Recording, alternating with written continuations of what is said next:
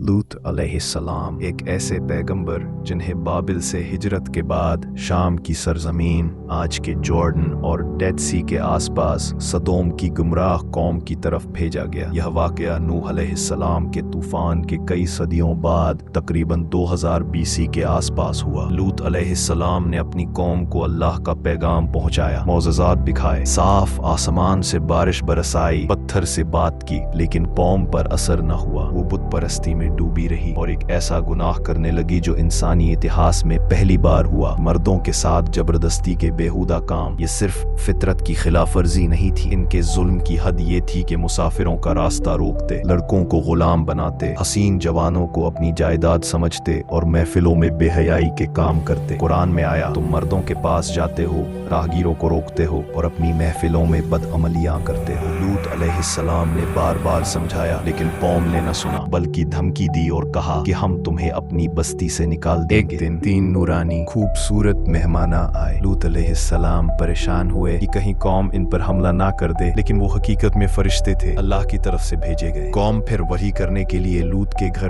टूट पड़ी, लेकिन उसी वक्त फरिश्तों ने कहा, ए लूत घबराओ मत, हम तुम्हें और तुम्हारे अहल को रातों रात निकाल देंगे, बस पीछे मुड़कर नहीं देखना। और फिर सुबह होते ही आसमान से अजाब उतरा, धरती उलट दी गई, पत्थरों की बारिश बरसी और सदूम की सारी कौम पल भर में मिटा दी गई। इस्लाम ने यह सजा सिर्फ बुरे कामों की वजह से नहीं, बल्कि जुल्म, जबरदस्ती, गुलामी और ग्रुप असॉल्ट जैसे गुनाहों की वजह से हुई, जो इंसानियत और फितरत दोनों के खिलाफ थे। यह कहानी सिर्फ अतीत की याद नहीं, बल्कि एक सबक है कि जुल्म चाहे कितना भी ताकतवर क्यों न हो, अल्लाह का इंसाफ उससे कहीं ज्यादा ताकतवर है।